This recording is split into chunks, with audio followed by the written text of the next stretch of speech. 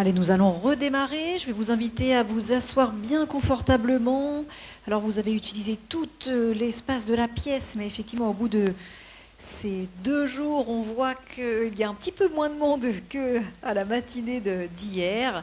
Donc, j'espère que vous êtes bien installés. Nous allons donc démarrer cet après-midi sur le thème de l'enseignement de la géomatique. Effectivement, comment former les acteurs de demain à ces nouvelles technologies, à ces pratiques. Et donc, comme ce matin, moi j'ai demandé à l'IA de me faire mon petit jingle d'introduction à cette thématique. L'IA qui nous fait donc forcément gagner du temps. Allez, c'est parti, écoutez bien les paroles, hein, c'est-à-dire que je lui ai fait manger le programme pour qu'il nous ressorte effectivement des paroles adaptées en fait à notre séquence. Et vous allez le voir, je lui ai demandé de faire un petit tempo un peu rock hein, pour démarrer. Dans les écoles et les collèges, on découvre, on teste, on partage. L'IA et le numérique avancent, cardonnés et science on cadence. Horizon numérique, terre, ciel et océan. On apprend, on rêve, on comprend un futur que l'on construit maintenant.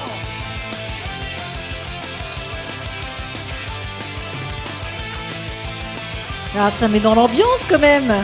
Hein, c'est un peu rock'n'roll. Voilà, donc ça dure un peu plus d'1 minute ou 2. Je vous épargne la totale. Mais en tout cas, ça nous réveille pour ce temps de début d'après-midi. Et donc, nous allons revenir sur l'événement qui a eu lieu ce mercredi au collège de Tuban avec Julie Mounier et, donc de la DINUM et Pamela Perrol du vice-rectorat. Elles vont nous emmener effectivement dans l'animation qui s'est déroulée toute la journée. Donc je vais vous inviter à me rejoindre pour justement nous faire le point là-dessus. Est-ce que vous êtes prêtes, Julie et Pamela? Carrément. Allez, on les applaudit. Alors attends. C'est bon. Il va falloir juste que je...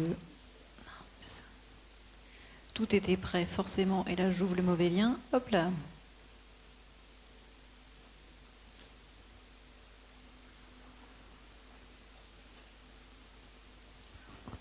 Et voilà. Je vous donne chacune le micro. Bonjour à tous. Alors moi, c'est Julie. Je travaille donc à la DINUM, au service de la géomatique et télédétection. Et en plus, je suis en charge de tout ce qui est éducation au SIG, donc des sensibilisations, des formations et puis des événements divers et variés. Bonjour, moi c'est Pamela, je suis professeure d'histoire-géographie au lycée La Pérouse et je suis chargée de mission auprès de l'inspection pédagogique pour toutes les questions de géographie, notamment de la Nouvelle-Calédonie et du Pacifique. Et je représente le vice-rectorat dans le partenariat avec la DINUM et le club de la géomatique.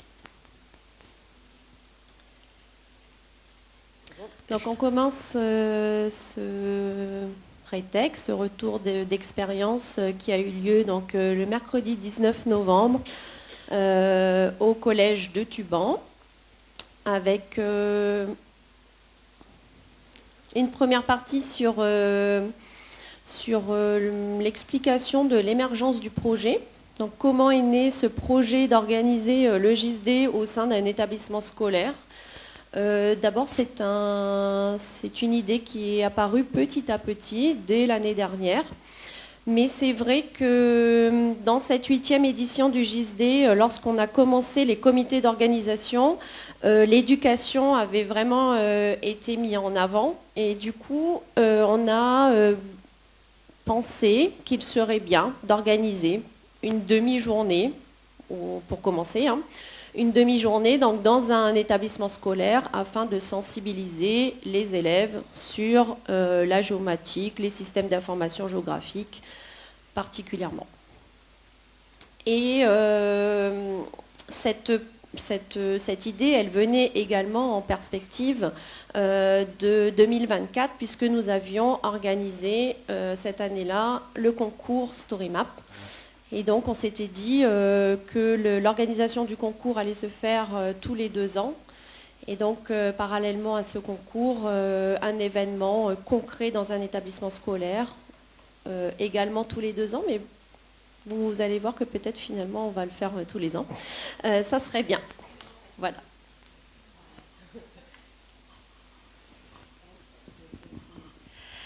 Alors moi je vais vous parler de la mise en œuvre du projet. Donc l'idée elle a commencé en comité d'organisation du JSD en juin. Pamela a soumis l'idée et puis c'est vrai qu'on n'a pas assez de travail, hein, donc on s'est donné un petit peu de challenge. Et puis évidemment on n'a aussi aucune compétence en la matière, hein, animer des choses comme ça et organiser un événement, on s'est challengé. Et puis donc juin, on a commencé à réfléchir aux grandes lignes du projet, on a contacté des intervenants, on a vu que la sauce elle prenait bien. Et puis, il a fallu faire valider les projets, donc aussi bien à ma hiérarchie, à sa hiérarchie. Et puis, ensuite est venu le moment de trouver un établissement scolaire. Et là, ça n'a pas été une mince affaire, en fait, parce qu'on avait posé notre dévolu sur Tuban. Et bien évidemment, on est tombé en plein changement de direction. Donc on a pris 1 mois dans la vue directe pour avoir un retour. Et on n'allait pas s'engager avec un autre collège alors qu'on n'avait pas eu une réponse négative de l'autre collège. Donc tout ça nous mène à fin septembre. Et donc en 1 mois... Comment ?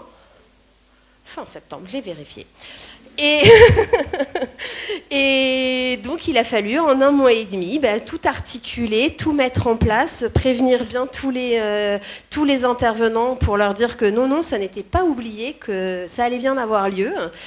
Et puis il a fallu ensuite se mettre en relation encore plus avec le collège par rapport à toutes les modalités, parce qu'il y a l'administration du collège, mais il y a aussi les enseignants il a fallu qu'ils s'inscrivent, qu'ils comprennent déjà à quoi se correspondait l'événement, qu'ils s'inscrivent, et ensuite il a fallu les gérer, les aléas et les contraintes techniques. Notamment informatique, hein, vous vous doutez, sachant qu'on avait besoin d'Internet pour les élèves sur leur cartable numérique, parce que le collège de Tuban est équipé de cartages numériques sur tous les niveaux, sauf la 6e. Évidemment, on a un enseignant qui s'est inscrit alors qu'il était avec des 6e, donc il n'y avait pas de cartable numérique. Ça, c'était le jour J. Et puis la veille, blackout informatique à Tuban. Et donc à 17h, mardi soir, nous ne savions toujours pas si l'événement allait pouvoir avoir lieu. Donc un petit peu de stress quand même, mais ça s'est fait. Voilà, ça s'est fait et on était ravis. On n'a même pas prévenu les intervenants comme quoi possiblement ça allait être annulé, hein, parce qu'on y croyait trop. Voilà, donc au total, 7 ateliers qui ont été proposés, chacun avec 3 sessions, donc ça fait 21 sessions en 3 heures de matinée, donc rythme un petit peu effréné quand même. Alors, chaque intervenant nous a envoyé en fait son petit résumé, son petit pitch sur l'atelier qu'il allait faire, et voilà, vous les avez à l'écran. Donc sur l'atelier 1, on est donc sur du drone, outils d'aide à la géomatique avec des applications variées, respect de l'environnement, comme quoi les télépilotes ils peuvent faire des chantiers, inspecter des toitures, réaliser des visites virtuelles, etc. Pour l'occasion, on a été sur site. Ouais, j'ai eu l'avantage de pouvoir participer du coup au survol du collège de Tuban pendant les vacances d'octobre pour pouvoir réaliser l'orthophoto. Je remercie vivement la mairie, Moïse.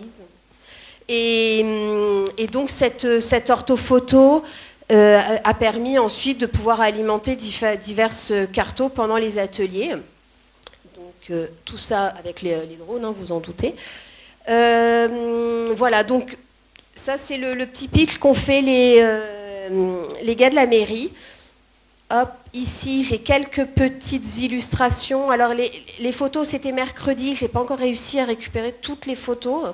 Donc à chaque fois que j'en ai eu, je les ai mises, mais on en aura beaucoup plus d'ici peu. Donc là on voit une classe de 3e dans la cour, parce que l'atelier drone mêlait aussi bien de la pratique dans la cour que de la théorie en classe. Hop, ici, voilà, là on les voit en classe, Joe et Stéphane en action. L'avantage du collège de Tuban, c'est que c'est des toutes petites classes. Voilà, et de temps en temps du demi-groupe. Donc une classe, c'est entre 17 et 22 élèves. Donc c'est quand même vachement pratique pour nous. Pour une première fois, c'était plutôt pas mal. J'ai perdu la souris. Hop. Allez, une petite dernière illustration. Voilà. Ils avaient même emmené un policier, apparemment. Ensuite, l'atelier 2. Donc celui-ci, c'était le Flash and Collect. Le but, c'était donc avec les cartables numériques des élèves. Le but était vraiment de leur faire comprendre à quoi ça servait de collecter de l'information géographique pour pouvoir derrière analyser et puis faire des outils d'aide à la décision. Donc ils se sont pris au jeu, ils sont allés dans la cour, ils ont photographié tout ce qui est mobilier urbain du collège, les bancs, les pergolas, les poubelles, toutes ces choses-là. Et puis au travers du formulaire, on leur faisait prendre conscience un petit peu de l'état de détérioration du mobilier, pour avoir un aspect aussi civique. Et puis on revenait en classe, et puis vu que tout est instantané, on prend le formulaire, on prend une donnée dans la cour, directement ça alimente la base de données, puis les tableaux de bord. Et ben on en a profité aussi pour leur montrer des tableaux de bord et voir comment est-ce qu'on pouvait potentiellement prendre des décisions. Voilà, donc là pareil, quelques images. Je me suis dit, c'est moi qui l'ai animé, parce que Damien nous a lâchés. Voilà. Oups, c'est pas ça que je voulais faire. Hop. Voilà. Ensuite, on avait l'atelier 3 sur la modélisation et l'impression 3D. C'était en 2 parties, avec en plus une manière de visualiser la recherche. Donc là, je suis moins au point sur celui-ci parce que je ne l'ai pas vu déjà. Donc c'était vraiment une proposition d'immersion dans l'univers de l'impression 3D, avec des conceptions de cartes en relief. Donc, moi, je n'ai pas vu, mais je crois que c'est vraiment ils ont la carte en 3D blanche qu'ils ont imprimée avec l'imprimante 3D. Et ensuite, ils viennent par-dessus, avec le rétroprojecteur, ils viennent superposer les cartes. Et ils utilisent GeoRep, d'ailleurs, au niveau des couches. Donc, ça permet de faire une animation. Voilà. Et puis certains, il y a aussi des... Ah, j'ai perdu ma souris. Voilà, elle est... Non. Oui, Vas-y, dis-moi. Il faut que je la mette... Ah oui, c'est très logique. Voilà. Ensuite, l'atelier proposait aussi, par rapport à des thématiques très particulières de recherche au niveau de l'université, avec de la géologie, de la topographie, pluviométrie, de la leptospirose. Et donc tout ça, c'est Fab Lab de l'UNIV qui est venu présenter. Voilà, Pamela, je te laisse. Oui, on continue avec l'atelier 4 qui était proposé, donc animé par Jean, sur la géomatique, donc un métier aux nombreux visages. Donc là, c'était une présentation théorique sur ce qu'est la géomatique, les différents usages, pardon. Et c'était assez concret, de ce que j'ai vu en tout cas, et très adapté pour des élèves de la 6e à la 3e.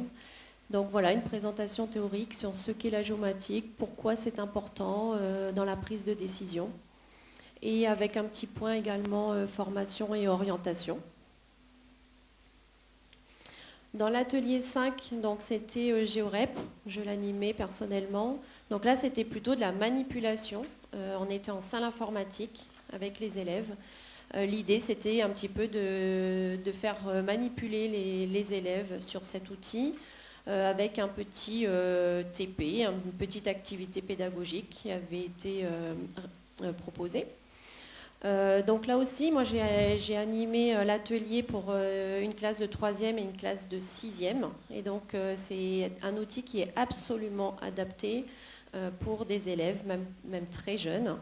Ils sont très intéressés, ils sont toujours très actifs. Et ça a été vraiment un régal pour ma part, en tout cas, de retourner au collège. Ça faisait quelques années que je l'avais quitté, mais j'ai vraiment été impressionnée par les jeunes élèves. L'atelier 6, ah oui, c'est toi Julie, l'atelier 6. C'est vrai, c'est moi ? Oui. Oh, on a fait ça. L'atelier 6, donc c'est Alexandre ici présent qui l'a animé. Et donc c'était sur l'IA, dans la géo. Et puis le but, c'était comment est-ce que décrypter des cartes et des images satellites grâce à l'IA, faire des formulaires, comme il l'a écrit, stylés.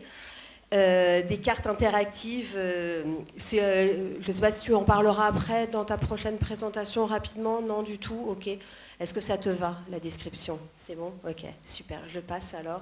On a, voilà, donc il avait emmené de Métropole, il avait emmené sa petite peluche Globy. Ouais, Globy. Et donc, voilà les quelques illustrations. Donc là, je te redonne la main, Pamela. Oui, donc on termine avec l'atelier 7, animé par Carole Bidot, ma collègue qui est ici. Donc à partir d'une story map sur Tuban, géographie d'un quartier. Donc là, l'idée, c'était de faire découvrir le quartier de Tuban autrement pour ces élèves qui le vivent. Donc à partir de cartes, et notamment à partir de cartes un petit peu plus anciennes pour avoir une analyse diachronique et pour avoir une réflexion sur le territoire, notamment dans le domaine de l'aménagement. Donc, comment le quartier était auparavant, pourquoi est-ce qu'on l'a aménagé de cette manière pour répondre à certains besoins, notamment liés à la croissance démographique, etc., etc. Voilà. Ça te va, Carole? Et donc, pourquoi est-ce qu'on a ciblé sur ces ateliers? Alors, c'est sûr qu'on a ciblé sur ces ateliers déjà par rapport aux intervenants qui ont répondu positivement, mais aussi parce qu'on avait des objectifs bien ciblés. Donc on peut répondre à travers ces ateliers à des objectifs généraux et transversaux. Tout à l'heure, Julie a parlé dans l'atelier drone de l'aspect réglementation. C'est un aspect transversal qu'on peut aborder avec les élèves. La réglementation, le civisme, la législation, etc. On a tous les enjeux politiques, bien entendu, puisqu'on est dans des outils d'aide à la décision. Et donc, c'est important de leur transmettre également à ces jeunes que quand on a des outils numériques, ce n'est pas uniquement pour s'amuser ou pour des loisirs, c'est aussi parce que c'est un outil d'aide à la décision. Et enfin, pour des enjeux environnementaux, parce que on peut travailler, par exemple, sur les problématiques de changement climatique, de sécheresse, de risques plus globalement.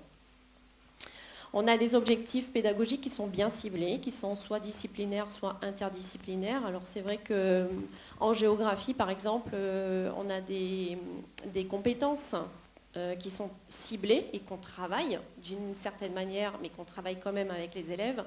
Ça va être le repérage dans l'espace, ça va être l'analyse géographique, ça va être comprendre des dynamiques territoriales, ça va être comprendre l'aménagement du territoire, etc. Donc ce sont des thématiques que l'on aborde en géographie, que l'on peut également aborder dans d'autres disciplines. Par exemple dans les SVT ou alors en mathématiques. Moi, à un moment donné, dans mon atelier géorep, je dis maintenant on va faire des maths parce qu'on va mesurer une distance de la maison au collège, par exemple. Donc ce sont vraiment des outils qui peuvent être transversaux et interdisciplinaires. Et enfin, il y a le volet orientation aussi qui est important, puisqu'on participe à l'éducation des jeunes, mais on participe aussi à leur formation et à des perspectives d'orientation. Donc on a bien entendu, quand on accueille dans un établissement scolaire des professionnels, c'est l'occasion aussi pour les jeunes de leur poser des questions sur leur parcours professionnel, sur les formations et sur le métier. Voilà, ce sont des aspects qui sont intéressants et qui attirent les élèves. Voilà, pour le côté objectif pédagogique. Ok, donc je continue. Donc, on a été un petit peu surprise avec Pamela, parce qu'on ne s'y attendait pas, mais le Calédonia est venu. Donc, il y a eu un petit reportage au JT, le voici. Là, on va monter à 20 mètres, comme ça vous allez voir ce que ça donne à 20 mètres la photo. Et là, on va faire la dernière à 60 mètres. Au collège de Tuban, ce matin, la géographie prend de la hauteur. Le drone n'est qu'un des 7 ateliers proposés pour ce tout premier JSD en établissement scolaire. Une matinée pour initier les élèves aux technologies de l'information géographique. Alors là, c'était plutôt pour leur apprendre à visualiser ce qu'ils voient tous les jours en étant au sol. Et là, avec le drone, l'avantage, c'est qu'on peut monter à des altitudes. Donc là, pour leur montrer qu'avec le même point de vue, la même position, on est capable d'avoir des vues différentes. Organisé par le vice-rectorat et le club de la géomatique, l'événement réunit plusieurs spécialistes venus partager leur passion. Système d'information géographique, intelligence artificielle, collecte de données, autant de domaines que les collégiens explorent pour la première fois. Alors là, on travaille sur GeoRep. C'est un logiciel qui cartographie l'ensemble de la Nouvelle-Calédonie. J'ai appris comment savoir qui était le propriétaire de certains bâtiments de Nouméa. Tu peux également aller sur des cartes, par exemple celle de 2019 ou de 1976. Ça me permet aussi de travailler la géographie de la Nouvelle-Calédonie. Dans la cour, les élèves passent de la théorie à la pratique. Avec l'atelier Flash and Collect, ils photographient leur environnement et répertorient les données grâce à l'intelligence artificielle, comme de vrais géomaticiens. Ça nous apprend comment l'IA ça marche et est-ce qu'il faut notre matériel scolaire il est bien ou s'il est en mauvais état. Donc c'est très bien. Ah oui, donc en fait vous faites un peu les inspecteurs du collège. C'est ça, ouais. Le JSD, c'est une journée internationale consacrée au système d'information géographique. On fait déjà depuis 3-4 années des sensibilisations, mais très ponctuelles dans certaines classes d'établissement. Là, on avait envie d'aller un petit peu plus loin et de toucher un établissement. On espère qu'on va multiplier ces actions-là dans différents établissements. Ça peut être un lycée général et technologique, ça peut être un lycée professionnel, parce que c'est vraiment des outils qui intéressent les jeunes, qui sont adaptés, qui sont ludiques et d'avenir, bien entendu. Et donc, c'est intéressant de les sensibiliser là-dessus. Une matinée d'expérience et de découverte où les élèves manipulent, observent et explorent la géographie autrement. De quoi peut-être faire naître de futures vocations dans la géomatique. Dans le cadre de la journée Voilà, donc c'était sympa d'avoir une petite rétrospective comme ça le soir au JT. Ensuite, on a eu la radio aussi, mais bon, je vais pas vous le mettre quand même, ça fait un peu beaucoup. Les points forts et les améliorations. En fait, à la fin des ateliers, on a envoyé des questionnaires de satisfaction, aussi bien aux animateurs des ateliers, aux enseignants et aux élèves. Bon, je ne vous cache pas que pour les élèves, pour l'instant, on n'a pas eu de retour. Je pense que ce sera plus lundi, peut-être, la semaine prochaine, quand ils verront leurs enseignants. Par contre, on a eu tous les animateurs qui nous ont renvoyé leurs questionnaires, ainsi que pour l'instant 4 enseignants, sachant que dans le groupe, il y avait 21 ateliers, mais on voyait quand même souvent les mêmes profs. Donc, il doit en manquer 5-6 seulement, des profs, mais je ne désespère pas. Donc, qu'est-ce qu'il en ressort? Beaucoup d'enthousiasme avant et pendant l'événement, donc aussi bien au niveau des animateurs qu'au niveau des enseignants. Une plutôt bonne organisation avant et pendant l'événement, des élèves attentifs, curieux et relativement sérieux, des enseignants plutôt engagés, des moyens techniques satisfaisants avec un accès web plutôt bon et des salles bien équipées. Donc c'est plutôt chouette, on était plutôt contents d'avoir ce genre de retour. Toutefois, la période de l'année, alors on le savait déjà, et n'est pas la meilleure. En fait, il y a les examens qui tombent, il y a certaines classes même qui n'ont plus cours, donc c'est un petit peu difficile à mettre en œuvre. Les enseignants sont pris sur d'autres choses, les administrations des collèges, des lycées sont aussi prises sur la rentrée déjà 2026, donc c'est pas top. Et certains se sont plaints de la chaleur des salles, donc ils ont pu voir ce que vivent les enseignants au quotidien. Certains ont pensé que certaines sessions pourraient être regroupées en une seule parce que les effectifs des classes étant pas énormes, peut-être qu'on aurait pu regrouper plusieurs classes. À voir. Et puis, pour ceux qui faisaient de la manutention, la salle au 2e étage... comme ils nous l'ont dit, heureusement qu'ils avaient des petites mains. Voilà. En tout cas, à l'unanimité, tout le monde est partant pour une nouvelle édition. Voilà, donc ça c'est le résumé de satisfaction. Je vous présente très rapidement également ce qui a été donc les petits plus ou même les gros plus, parce que donc grâce à l'intervention de la mairie de Nouméa avec leur drone, on a pu réaliser une orthophoto. Elle était là tout à l'heure. Il faut rafraîchir? Bah alors. Bon, on rafraîchit. Voilà. Donc on a une orthophoto avec une précision à 3 cm. Alors ça c'est pareil, hein, pour le niveau de l'organisation, ça a été quelque chose quand même. Hein. Il a fallu aller au collège pendant qu'il n'y avait pas des élèves, qu'on nous ouvre. Enfin bon, ça a été assez épique. Mais voilà. Et puis on a pu donner les impressions papier au collège. Donc ils ont fait un petit peu d'affichage en plus. C'est pas mal, ils étaient satisfaits. Et puis on a également la 3D. Alors attendez. Ça c'est... Hop. Il est où le collège? Il est là. Voilà, donc là, on va dire que ça a été un partenariat entre la mairie... Attendez. Hop, je remets la lecture. Entre la mairie de Nouméa et Esri France, qui a récupéré toutes les données du drone et qui en a fait la 3D. Voilà, donc c'est quelque chose qu'on ne va pas pouvoir diffuser en public parce qu'en termes de sécurité, on n'a pas le droit. Ça donne trop d'informations sur l'intérieur du collège.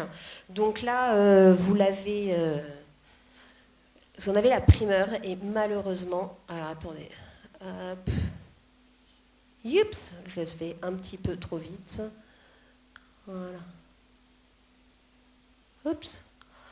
À la souris, elle répond, il n'y a pas de problème. Voilà. Donc là, la qualité, pareil, sur le grand écran, c'est un petit peu moyen, mais sinon, elle est plutôt de très très bonne qualité. Bon, c'est complètement parti, c'est pas grave. Hein, voilà. L'effet démo, il en fallait bien quand même. Pamela, je te laisse la parole. Oui, donc les perspectives à partir de cette belle expérience, c'est une édition 2026. Je pense que là, on peut pratiquement l'acter. Ensuite, je l'avais dit, pour Calédonia, on avait une approche jusqu'à présent très ciblée classe dans des établissements pour vraiment sensibiliser et former les élèves et les enseignants. Peut-être qu'on pourrait envisager un projet à l'échelle d'un établissement. Voilà, donc ça c'est dans les réflexions encore, mais ça pourrait être mené. Et puis continuer ce qu'on fait déjà depuis 3-4 ans maintenant, les initiations, les formations, les sensibilisations des professeurs, des élèves. Et puis pourquoi pas de nouvelles animations avec ou sans lien avec le JSD. Là c'est plus pour une question de calendrier.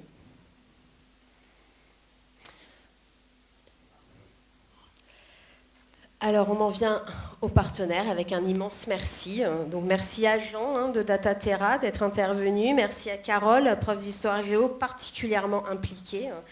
À Joe, Stéphane et Lucas aussi, qu'on n'a pas vu dans la salle, mais qui est venu avec nous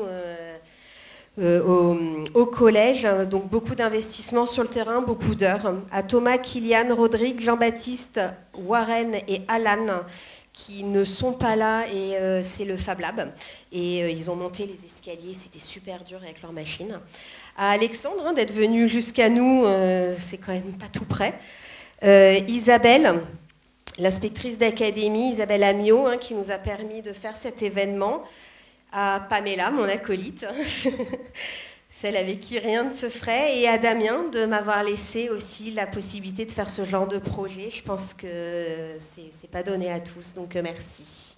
Merci à toi, Julie.